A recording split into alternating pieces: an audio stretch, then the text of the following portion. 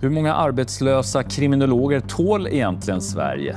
Ny batch med miljonärer på gång. Och så spår vi Overheadens återkomst. Det här är Mammons rike. The kingdom of Mammon.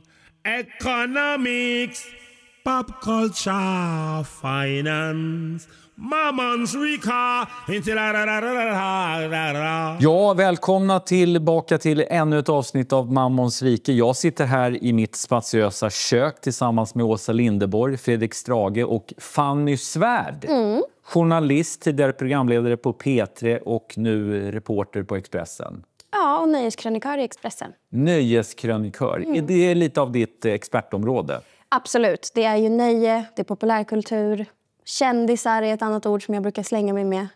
Det låter som en yngre version av Fredrik Strage.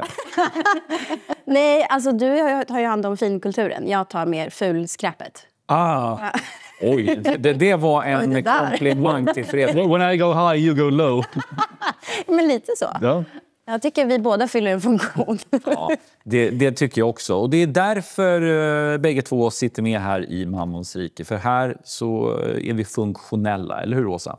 Mammons rika. Vi börjar på hemmaplan där vi befinner oss just nu i en paradox. För å ena sidan har vi hundratusentals svenskar som står utanför förvärvslivet. Samtidigt så har vi då flera olika näringar som skriker efter arbetskraft. Maskinförare, ett framtidsyrke till exempel. Plåtslagare, ett annat. Dock verkar efterfrågan på akademiker vara minimal just nu. Speciellt på kriminologer. Fredrik, det här är ju lite av en man blir våt av vatten-nyhet. Du vet väl alla att det är svårt att få jobb om man är nyexad akademiker? Det visste inte jag. Och jag tycker att det är oroväckande om det plötsligt finns massa arbetslösa, desperata och väldigt smarta kriminologer som vet exakt hur man ska begå brott. Om nu det kanske är mer lönsamt att bli kriminell än kriminolog så har vi ett problem. Ja, intressant tanke. Vi gjorde en snabb sökning på Google och fick fram följande resultat. Åsa, det räckte ju med en enkel Google-sökning här för att förstå att den här utbildningen kanske inte direkt leder till ett välavlönat jobb. Kan man förvänta sig att få jobb om man är nyexad kriminolog? Kan man kräva det? Jag kan förstå att väldigt många vill läsa kriminologi i Sverige. Dels att vi har GV som naturligtvis lockar in i yrket. Det är hans fel. Men sen har vi också i väldigt, väldigt många år haft en accelererande gängkriminalitet och ingen kan förklara varför. Alla säger att det där är 10 000 kronors frågan, jag har ingen aning. Det är det kriminologi ska hålla på med. Varför blir man kriminell? Och vilka blir det och sådär. Jag tycker att det är ett viktigt yrke. Och jag kan förstå att man vill läsa det.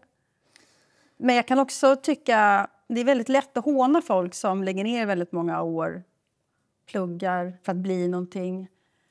Att det är det här lite jantelagen, du tror att du är någon och sådär. Väldigt många som läser till ett akademiskt yrke eller en titel. De får jobb som någonting annat än det de utbildat sig. Jag är ett exempel. Jag är utbildad historiker men jobbar inte som historiker. För vi behöver inte ha så många historiker i Sverige. Men jag sitter ju här och gaggar med er. Ja. Det har jag inte gjort utan min utbildning. Men, man kan fråga samhällsnyttan i det i och för sig. Men min poäng är att man går vidare än någonting annat. Ja. Är det kanske det man borde vara tydliga med? Framförallt mot unga människor säga så att det här kanske inte leder till ett jobb, men du blir bildad, du blir allmänbildad, du blir en bra människa. Ja, jag tror att staten och universiteten måste vara lite tydligare med att allt som du pluggar kan inte leda fram till ett yrke. Här har du ett eget val. Jag tror inte man blir en bättre människa av att vara högutbildad, men jag tror att man i lägre utsträckning röstar på högerpopulistiska partier om man är högutbildad. Men det är ju ett ganska dåligt argument att staten ska styra på det viset. Varför det? Jag tycker... Det finns ett självändamål i att folk utbildar sig. Även om det är saker som inte leder till ekonomisk vinning. Man har rätt i sin åsikt, tycker jag. Fanny, vad säger du? Du som ändå sänker medelåldern här. Är unga människor naiva när de tror att de ska få jobb inom det de har utbildat sig i? Ja, men alltså, vi tror inte att vi ska få det. Alltså, vi står ju där på humaniorautbildning och mår piss och tror att så här, jag kastar bort lite tid på det här. Men om man brinner för någonting så vill man ju göra det. Jag vet att när jag började plugga till journalistik så var det ju inte som att de jublade och sa liksom, gud, det kommer vänta så mycket bra jobb för dig. Men sen faktum är att när jag kom ut på arbetsmarknaden så fanns det liksom ett stadigt behov i alla fall av vikarier. Och sen kom ju corona och så det blev inte så bra. Men jag känner också till liksom folk som pluggar till sådana yrken. Vi har fått höra att så här, det kommer alltid behövas jobb inom det. Till exempel lärare. Ämneslärare nu får inte heller jobb. Så att det är svårt det där att veta vad det är man ska plugga. Ska man gå på liksom hjärta eller hjärna mer? Och det är ju jättekonstigt med tanke på att det behövs fler lärare, sägs det. Ja, det kanske är mest i Stockholm eller storstäder där det är liksom svårt att få jobb som nyexaminerad för att det är så pass många som kommer ut nu. Och det är liksom högre efterfrågan på de här mer rutinerade lärarna. Just.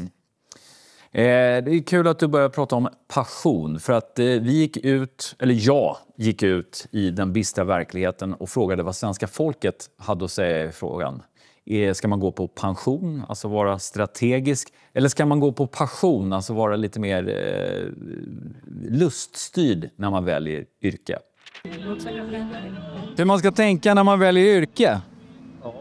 Ska man gå på sitt intresse eller ska man vara strategisk och tänka här kommer det finnas jobb och allt sånt där? Jag går ju på mitt intresse. Vad jobbar du med? Jag har ju varit åkare i flera år. Att vara åkare, det är bara ett kneg. Din stora passion, det är att mecka med bilar. Nej, min stora passion är absolut inte att mecka med bilar. Min stora passion är ju tunga fordon, lastbilar och annat skit liksom, om man säger så. Så jag tycker att det är roligt att åka amerikanskt och skruva bil. Ja, det är absolut, men det är inte min passion om man säger så. Din stora passion, det är ju att ströga. Det är en jävla skillnad. Det kan jag säga. Nej, alltså man vill göra något man tycker är roligt. Ja, men vad är kul? Jag hade velat jobba som typ polis eller sjuksköterska. Polis eller sjuksköterska? Ja. Du gillar att hjälpa andra människor? Ja, för att om man jobbar med det man tycker är roligt så kommer man tjäna pengar till slut. Och så är inte pengar det viktigaste. Men du låter som en jättefin människa. Ja, tack. Vad ska man säga? Ja, yrket valde mig, så tänker jag. Hur då? Ja, men man får sätta sin personliga vilja åt sidan ibland. Och vad vill viljan med mig? Så tänkte jag nog. Alltså jag tänker, om man jobbar med det man är intresserad av så kommer man ju framåt. Vad är du intresserad av? Bilar. Vad jobbar du med? Jag jobbar just nu på en skola. Man kan ha fler intressen. Du kanske gillar barn? Det gör jag.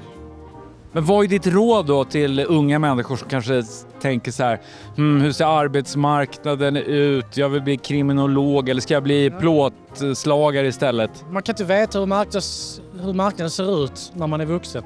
Och man kan inte veta vad man vill när man är vuxen. Så gör vad du vill just nu. Det som gör dig unik. Follow your dream. Det är ju det som är din passion, det är ju det som är du. Och du kan ju inte härma någon annans passion. Utan du måste göra din egen passion. Det är ett entydiga svar vi får där. Det är passion som styr pension. Alltså man ska vara mer gå på lust än strategi. Är det ett vinnande koncept, tror du? Ska man ändå gå på sitt intresse? Ja, det tycker jag ändå. Alltså, du ska ändå jobba 8 timmar om dagen i liksom 75 år eller vad det är. Alltså, jag tycker man måste hitta ett yrke som man i alla fall står ut med eller tycker är kul på något sätt. Men är inte det typiskt Stockholms innerstadsresonemang? Kan man inte hålla på med måste man jobba med populärkultur bara för att man är intresserad av det? Kan man inte bara ha ett vanligt kneg och sen så går man hem på fritiden och samlar på tröjor? Eller man kanske håller på med kriminologi på fritiden? Va? Vad säger du om det, Fredrik? Kan man jobba med det man vill så är ju det toppen. Men jag tror att inte heller att man ska låta sig duperas av företagen som kräver att arbetssökande betraktar alla jobb som en passion. Det är väldigt vanligt att företag och myndigheter, det spelar ingen roll hur tråkiga grejer de sysslar med. De säger ändå att här på vårt företag, här på myndigheten, här på kollegiet för utbetalande av tjänstemännens löner. Här brinner det för utbetalande av löner. Det här är vår passion, det är inte ett jobb. Det är ett sätt att leva. Det hör man ju från reklambyråer, från IT-bolag. Det är något slags management som har... Den grejen är väldigt lätt att fastna i. Så man tänker att man måste betrakta sitt yrke som den stora passionen i livet.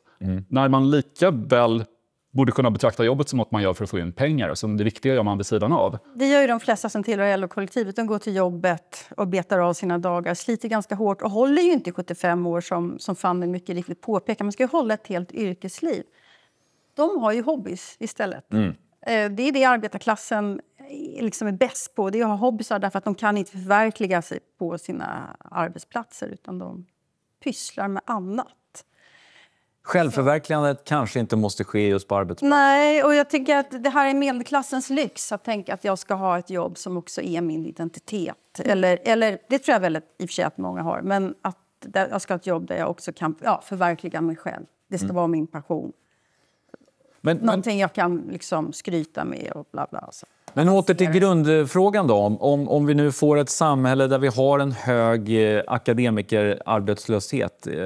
Är det problematiskt eller jämnar det där ut sig? Sköter matchningen på något sätt sig själv? Vad tror du, Fanny?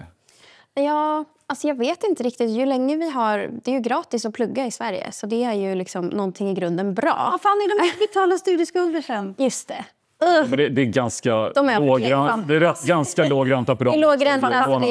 Det är väldigt förmånligt att studera. Liksom. Och jag kanske att de här plåtslagar liksom alltså det behöver bli mer attraktivt att jobba där kanske. Alltså att man försöker locka över blivande akademiker dit istället. Och sen som du säger, liksom uppmuntra till folkbildning på andra sätt. Eller att man får förkovra sig i sina hobbys och liksom utvecklas och förverkliga sig själv på fritiden. Jag håller med Fanny helt och hållet här. Jag tänker... vi har sett ner väldigt mycket på kroppsarbetare i 30 år nu och de har kortare medellivslängd och så vidare, har ingen plats i det offentliga rummet. Så vem vill bli det där? Plåtslagarens grabb blir plåtslagare och de som jobbar i vården får barn som jobbar i vården. Men att akademikerbarn skulle börja bli hantverkare, den sociala så kallade nedåtrörelsen har vi ju inte. Jag menar att det här är ett problem, politiskt problem kan det bli. Det kan vi se i länder som inte har det här fantastiska studiemedelssystemet som vi har. USA eller Storbritannien. Där man får betala själv, eller föräldrarna betalar. Där pluggar man, det är jättedyrt, till ett yrke, ett jobb som man sen inte får. De blir socialt desperata. De har ju hittills gått åt vänster och star Bernie Sanders och så. Därför att han har lovat att det ska bli billigare att plugga. Man ska skriva av studieskulderna var ju ett av Joe Bidens till exempel löften, så blev det ju inte riktigt så. Men de här kan ju gå åt vilket håll som helst. För det är social desperation gör ju att folk blir radikaliserade åt vilket håll som helst. Det har vi sett tidigare i historien. Så jag skulle inte liksom bara garva åt det här. Nej, men samtidigt är det väl också så att det är i hög grad en socialdemokratisk liksom vision. Och Göran Persson som verkligen var noga med att vi ska få ut mer akademiker i Sverige. Vi ska ha högskolor på fler orter. Man på något sätt sänkte tröskeln till den akademiska utbildningen. Problemet blir ju då att man får en högre akademikerarbetslöshet och vi får till exempel en industri som saknar arbetskraft. Men jag håller med och jag tänker att vi har haft en akademikersjuka i Sverige. Ska vi vrida tillbaka klockan då?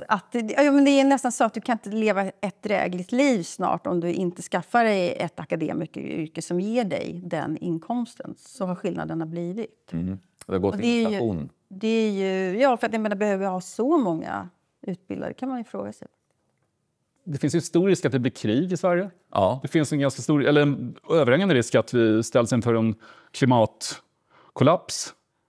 Om man tänker sig ett sånt undergångsscenario när alla människor är HR-konsulter eller copywriters eller grafiska designers och ingen är snickare, ingen är bonde, ingen är plåtslagare. Då har vi ett ganska allvarligt problem. Eller kör tung lastbil. Precis, och då är frågan, kommer det då vara en nedåtrörelse att gå från att vara medelklass till att lära sig att bli plåtslagare? Det tror inte jag. För det är de som kommer att ha status. Men borde inte du då dra ditt strå till stacken och lära dig mecka med tunga fordon? Jag tror jag bytte faktiskt lampa i min ugn. I ugnen sitter en lampa. Den gick sönder för några år sedan. Vad jag gjorde nu var att jag skruvade ur den och nu håller jag på att leta efter en liknande. Men tydligen så, för jag satte in en helt vanlig lampa och den... Det gick ju inte. Tydligen är det speciella lampor. Du vet, det är så många så här små grejer som man ställs inför när man börjar meka. Okej, så du är elektriker nu, helt enkelt? Lite elektriker, lite hemmafixare. Han är om när apokalypsen kommer, vilket yrke tar då du? Men jag kanske går på det mer så här, vanligt kvinnligt kodade då. Alltså jag har jobbat en del i förskola och skola. Så det skulle jag gärna återgå till. Barnomsorg, tror jag. Du tar hand om föräldralösa barn.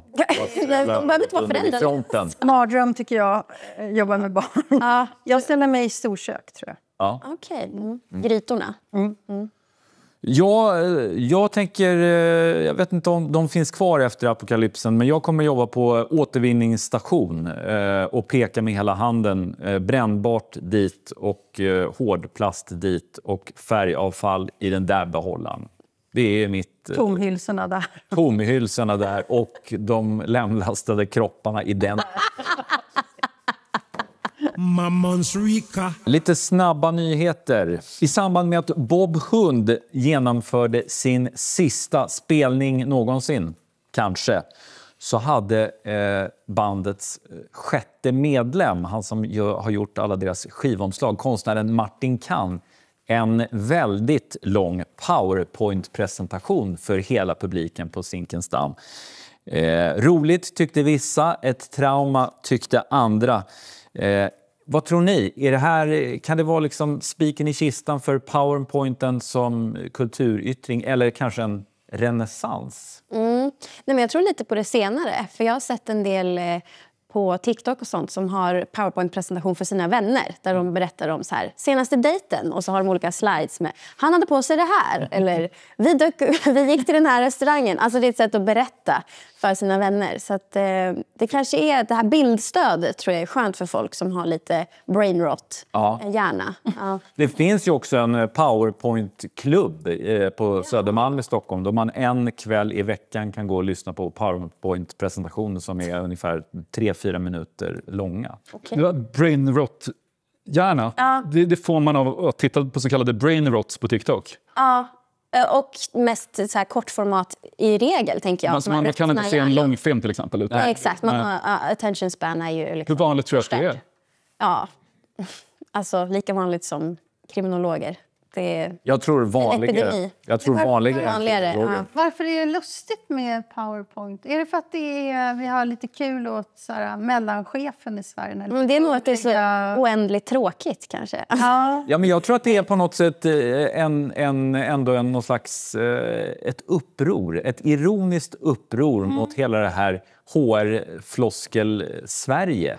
Eller liksom management-tramset. Ja, kanske det. Bara ordet PowerPoint låter storslaget men ändå lite gulligt töntigt. Det finns något fint med det. Men jag tycker man kan lika gärna gå hela vägen och köra overhead istället. Absolut. Riktigt så här gammaldags overhead-projektor som surrar. ABF-respirator. Som blir ABF-respirator. Alltså, det är i det här programmet man lär sig nya ord. Ja. Men vad är fördelen med den, tänker du? Overhead? För då kan man skriva rakt på. Ja, just det. Man måste skriva upp och ner, va? Ja. Eller? Tvärtom, bak och fram. Jag tror att det känns... Jag vet inte vad... Ja, det blir alltid fel. Ja, det blir fel. Alltid fel. Det är som en del av skärmen. Det är en del av dramaturgin. Man lägger den. Och sen så blir den alltid lite... Den är feldimensionerad. Det är liksom små... Nej, PowerPoint är jätteavancerat. Jag har försökt, jag kan inte. Ja. I veckan så kom den äntligen, kulturkanonen framlagd av Lars Trädgård, som vi har längtat. Eller hur, Åsa? Du suckar. Jag fick frossa här nu plötsligt. Ja, nej. det var inte meningen. Men Fredrik, du då? Jag glömde bort att vi skulle prata om det där. Har du kollat igenom lite? Ja, jag har tittat igenom den. Jag tycker att den är intressant i alla fall. Någon skrev att man hade lika gärna kunnat be ChatGPT och göra alltihop. Men den har ju ändå en märklig socialdemokratisk slagsida. Tycker du? Nej. Ja, men jag fattar inte.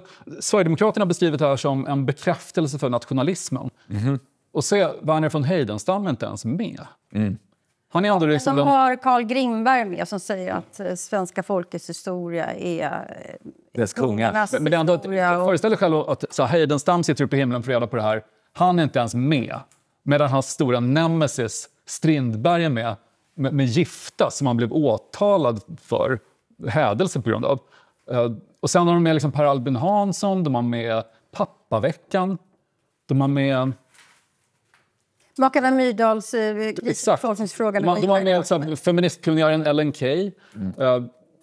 Jag fick sossebibbar av delar av den. Kände du att det var lite en kupp mot regeringen? Nej, jag tänker snarare att det är medvetet. Att Sverigedemokraterna har ofta pratat om att det bästa parti Sverige någonsin har haft innan de kom var Socialdemokraterna i början av 1900-talet. Man kanske medvetet inte vill ha med Ultima Thule och Verner von Heidenstam och sånt där, utan vill annektera klassiska sosseprylar. Jag tycker att... Ja. Nu är det inte så här, det är inte de som har valt ut det är inte Sverigedemokraterna som har gjort kanonen. Officiellt, nej. Men... Fanny, vad säger du? Hittar du några guldkorn i den här kanonen? Inget för mig. Jo, såklart. Nej, men jag tyckte väl att det var lite... Jag tyckte det var lite orent att det var så mycket så här uppfinningar och...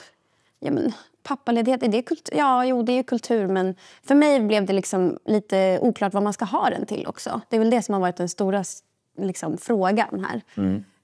Men faktiskt det som provocerade mig mest med kulturkanon, apropå PowerPoints, det är ju deras usla PowerPoint de hade för att presentera den här 3 år långa utredningen. Så är det liksom bara en bild så här och alla verk står rad. Som en trasmatt. Alltså ingen radbrytning ens. De har bara liksom skrivit så här i någon konstig så här kalibri bold typ är typsnittet. Typsnittet upprörde. Det var lite Palmeutredningen tog farväl. Det var också lite av ett antiklimax. Det är ovärdigt Sverige tycker jag. Kunde vi inte fått en snygg design liksom? Grafiska designers? Jag gillade att, och det jag försvarar hela tiden med den här kulturkanonen, att den har ett väldigt brett kulturbegrepp. Ja, man ska vara... Det fanns ingen mat med heller. Nej, precis. Där kommer min kritik. Alltså jag gillar att det är de sköna konsterna. Jag gillar också att det är samhället som man kan sätta in de här konsterna i en kontext. I like.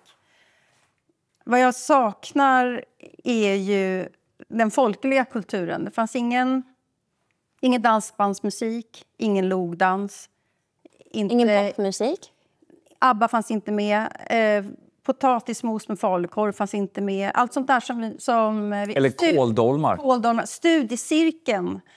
Alla svenskar har någon gång gått i någonting som liknar en studiecirkel. Progrörelsen var inte med. Det är väldigt mycket också det här lite skitigare, ruffigare 60-talet som inte var med. Hela den här kulturradikalismen och sexliberalismen. Allt det där som är så här lite fult borta. Jag tyckte att den var antifolklig och snobbig, tråkig. Fanns ingen humor. Jag hade hoppats på Hasse och Tage, eller jag var säker på att det är någonting som finns med här. Så är det Hasse och Tage. Det trodde jag också. Svikefoten 88. Men det går att göra en kulturkanon utan att få er i kulturen. Det här som är syftet med också. Det är kul att du nämner studiecirklar. Hela listan är förmodligen en enda stor skenmanöver för att få oss att sitta och tjafsa om vad som var med och inte med på listan. Istället för att bli upprörd över att man snart inte kommer att kunna gå några studiecirklar. Du pratar om stryper alla bidrag till studieförbund för att det finns ett djupt förakt mot allmänbildning hos den regering vi har nu.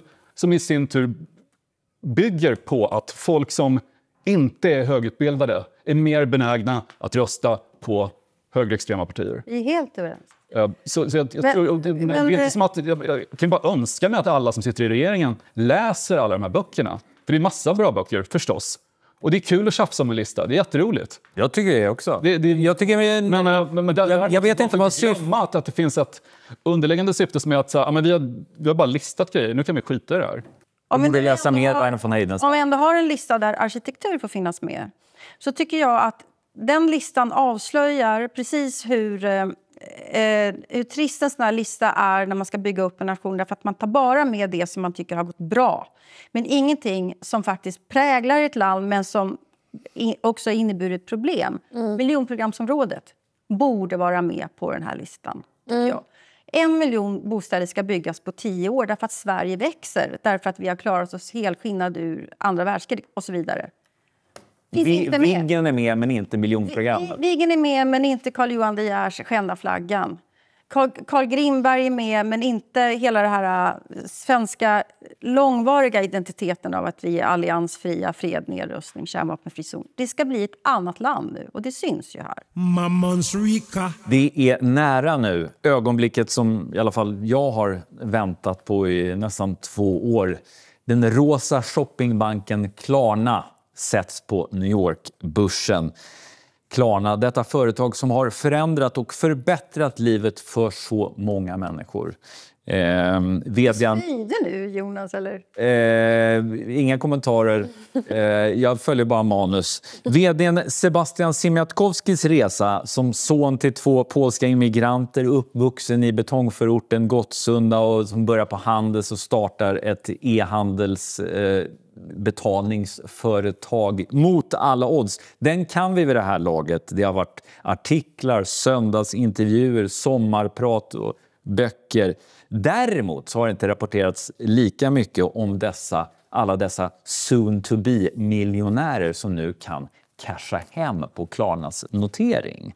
Räkna med att det kommer att renoveras kök, köpas villor i Djursholm, hybridporsar, elbåtar, flygas privatjet och sprutas med Magnum-buteljer.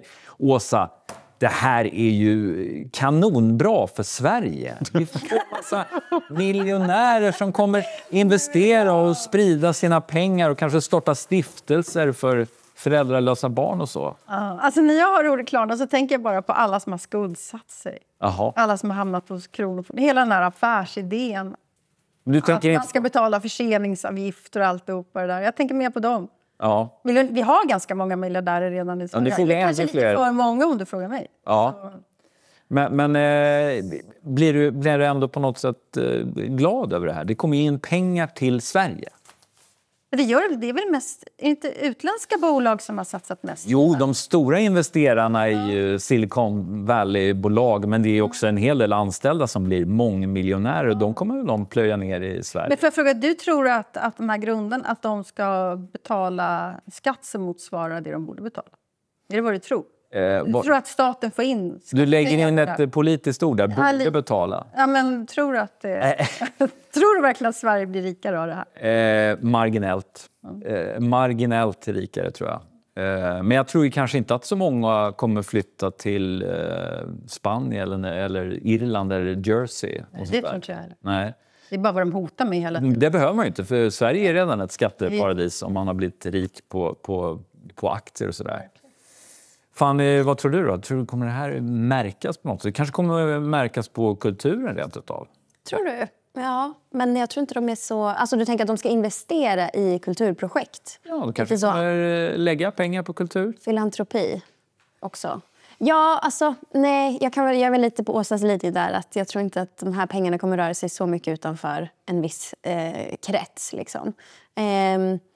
Det enda trickle down economics jag tror på är väl om typ någon rik skulle råka spilla sin drink i min drink om jag är ute. Och då kan du stämma. Och då får jag liksom, ja, då kan jag stämma, exakt. Och då får jag ta del av rikedomen. Du får lite kristall. Jag får lite kristall om jag liksom fångar upp.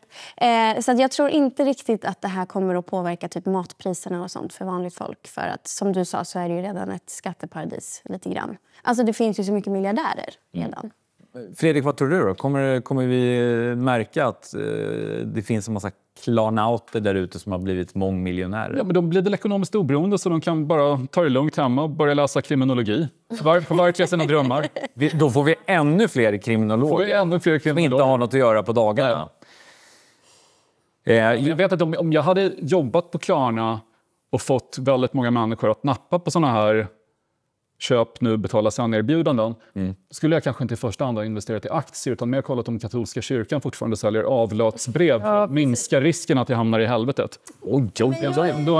Hårda ord! Ja, men går du förbi Klarnas fastighet på Sveavägen redan nu så kan jag känna en viss doft av svavel. Om hela fastigheten är på väg att sjunka ner i helvetet. Jag är med Åsa där, tror jag. Men jag undrar också, hur känns det att bli snorrik på ett sånt där koncept? Alltså hur mår man? Ja, men jag tror man mår ut. Du tror det? Ja, för att jag tror inte riktigt att de ser det på det sättet. Jag tror att de ser det på det sättet att de möjliggör betalningar på nätet. De möjliggör e-handel och de förenklar människors konsumtion på nätet. Men har de inte till och med, eller är det någon annan som har beskrivit deras verksamhet som att de demokratiserar kommersialismen? Vilket ju är ett ganska bisarrt påstående. Det var jag som sa det. Och då menar jag att man demokratiserar, alltså att man har demokratiserat lyxkonsumtion. Jag vet inte om... pengarna det ska ju betalas ändå. Ja, men man kan göra det på avbetalt. Ja, men det är ändå fortfarande dina pengar. Nej, men vad jag menar med demokratisera... Vad jag menar med att på något sätt... Det är den mest tvivelaktiga användningen av ordet demokratisering någonsin. Jag är beredd att hålla med. Det kanske var en olycklig formulering, men vad jag menar med att man har på något sätt folkligat. Man har gjort det folkligt att köpa Louis Vuitton och liksom på något sätt att var man ska ha en lyxprodukt. Men man brukar ju prata om att till exempel Ingvar Kamprad har liksom demokratiserat möblemanget. Att man har på något sätt gjort det till var mans egendom. Men det är ju för att det blev billigt, för att folk fick råd. Ja. Ungefär som så här, typ Vingresor demokratiserade. Det blir köpbart. Det blir köpbart, för det är inte för dyrt. Men vad Klarna gör ju att de får det att verka billigt. Ja. Fast det inte är det. Och det kanske är... något man hamnar i helvetet. Det kanske inte är så demokratiskt. Men det är ganska smart av dem. En sak de gör dock, de tar väl risken också.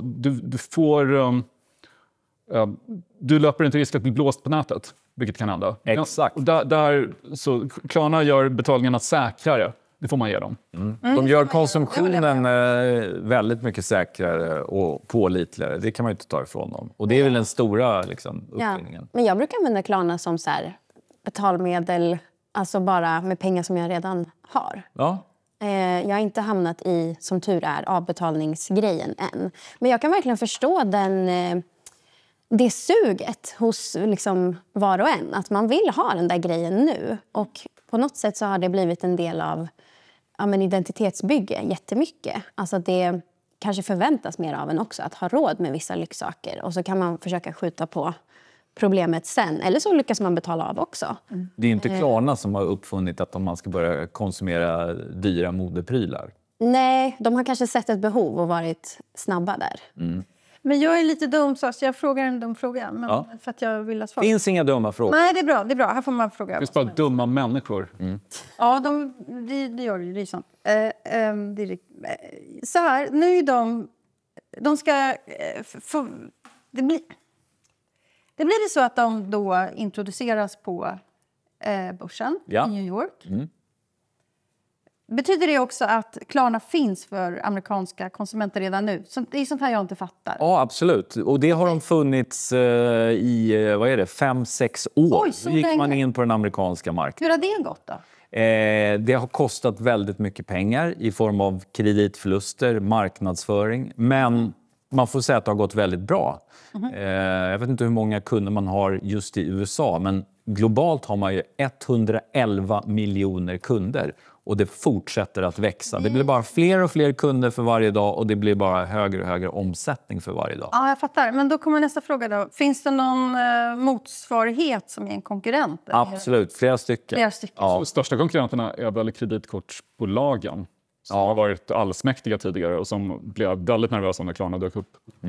Det skriver du om i boken. Men man har ju PayPal är en konkurrent som då, om jag får säga själv, har en mycket sämre betalningslösning. Men där finns ju andra... Det är väldigt kul att PayPal för mig är så här lite indie och snällt. Jag har bara varma känslor för PayPal som egentligen är säkert precis lika värdelöst. Jag skulle säga att det är värre. Det är ju grundat av Peter Thiel. Men det finns fler konkurrenter. Det finns Stripe, det finns Affirm och Revolut kan man även säga är konkurrent. Så det man finns på den amerikanska marknaden, men det är stenhård konkurrens. Ja, okej. Nu har jag lärt mig mycket. Tack så mycket. Ja, för all del. Shop och Sally. Bing, bing, bing, bing, bing, bing, bing, bing, bing. En spänstig diskussion har vi haft här, men det här steget som vi tar är inte fullt ut om det inte avslutas med en köp och sälj. Och Fanny, eftersom du är hedersgäst här i vår panel idag så ska du få börja. Köp eller sälj?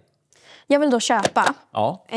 Jag tror ju på en stark framfart för robofobin. Ja. Har ni hört talas om det här? Nej, vad är det? Nej, men det är ju då en trend som jag har noterat av att folk skojar om hur de kommer vara så då rasistiska mot robotar i framtiden. Och robot involverar ju då också AI. Så när jag är kanske 80, då kommer jag vara så här... På min tid då var det bara människor som man blev kär i. Och, alltså, jag kommer inte låta min dotter bli ihop med någon galen robot. Alltså att det kommer också liksom... Det kommer vara så integrerat i kommande generationers liv med robotar. Så att någon måste stå upp för liksom, den sanna läran. Robofobi helt enkelt. Så det är inte att man är rädd för en robotdammsugare? Nej, exakt. Nej, för det har vi lärt oss att leva med nu. Men det här går djupare med på en emotionell nivå. Att så här, jag kan inte fatta att ni umgås med den här AI-roboten. Liksom. Men du ser framför dig en stark liksom, existentiell rörelse här. Men jag tror det. För människan. Ja, men hur skulle ni reagera om om ert barn eller liksom så, ett barnbarn i framtiden kommer hem med en AI-replikant? Ja. Hur man blir en cyborg då? Man byter ut tillräckligt många delar av kroppen så man börjar kännas lite som en robot. Var går gränsen för robofobin? Alltså det väcker många frågor. Men Fanny Svärd, hon köper robofobin. Den är på framfart. Fredrik Strage, köp eller sälj? Jag säljer en sak på menyn. Jag var på en pizzeria förra veckan. Och kollade deras luncherbjudanden. Då kunde man beställa för dagens lunch då 135 kronor. Man kunde få valfri pizza, pasta eller sallad. Man kunde också för 125 kronor, alltså lite mindre då, få valfri mindre pizza eller pasta. Vet ni vad det billigare erbjudandet kallades för? Nej. Tjejlunch. Och jag kanske inte mycket till feminist, men jag tycker att det är lite jobbigt att ordet tjej ska betyda att man inte äter överhuvudtaget. Bisarrt nog så det fanns ett annat erbjudande också. Pasta och pizzabuffé. Ät så mycket du vill. Det kostade 135 kronor. Alltså bara 10 kronor mer än tjejlunchen. Som gick för 125. Vad hette den då? Grabblunch? Nej, det var bara ät så mycket du vill. Ja, okej. Men riktiga grabbar väljer den här. Typ. Jag har aldrig hört ordet tjejlunch förut. Och jag tycker inte vi ska börja med det. Nej, sälj det. Jag gör det. Åsa Linderborg, köp eller sälj? Nej, men jag säljer SAS som jag alltid har gillat. Jaha. Ja. Och vad jag bland annat tyckte om med SAS, det är att de har varit väldigt konsumentvänliga. Om man beställer en resa så kan man ångra sig inom 24 timmar. Vilket gör att det alltid är lugnt och skönt när man beställer en SAS-resa. För att om man liksom snubblar till på datum eller sådär, vilket händer mig, så kan man bara cancellera så börjar man om från början. För man har haft den möjligheten. Den har de tagit bort. Och igår när jag beställde en resa så lyckades jag ju då kryssa i fel söndags om jag skulle resa från Köpenhamn till Oslo. Då tänkte jag, det här gör jag bara om. Kunde jag inte göra. Och sen så tänkte jag, fan, jag ringer och frågar. Då var telefonkön till SAS 1 timme lång. Så här var det inte förut. Och jag säger, off you go. Sälj SAS. Som för övrigt är Far och flyg till SAS som redan är sålt till Air France. Riv pyramiderna. Ja, precis. Och jag tänker också drista mig till ett köp eller sälj. Och vi pratade om kulturkanonen innan och vi pratade om att miljonprogrammet inte finns med i denna kulturkanon. Jag tycker också att man har helt bortsett från när det kommer till arkitektur funktionalismen. Visst. Stadshuset är med. Det är ju jättefint och det är väl bra att köpa det. Jag tycker också man kunde köpa till exempel det här kollektivhuset på John Erikssonsgatan i Stockholm. Ritat av Sven Markelius. Svensk, stram, snygg, fantastisk funktionalism. Den köper vi. Med varuhiss. Med varuhiss. Och ett av Stockholms äldsta daghem var planerat i källaren. Ja. Och en restaurang där man då kan skicka upp mat. Och fanns också möjlighet att lämna in sin tvätt. Ja. Alltså, för den arbetande kvinnan. En utopi. Ja. Verkligen. Hade alla en egen butler också? Men alla röstar på sossarna. Those were the days. Det var allt från Mammons rike denna vecka. Se oss igen, samma tid, samma kanal. Och har ni svårt att hålla ut tills dess så gå in på efn.se. Det finns massa nyheter och andra jättebra program. Börssurr, saker och ting och allt vad det nu är. Hej då! This is the end and we will be back. The king, the armor of Mammon.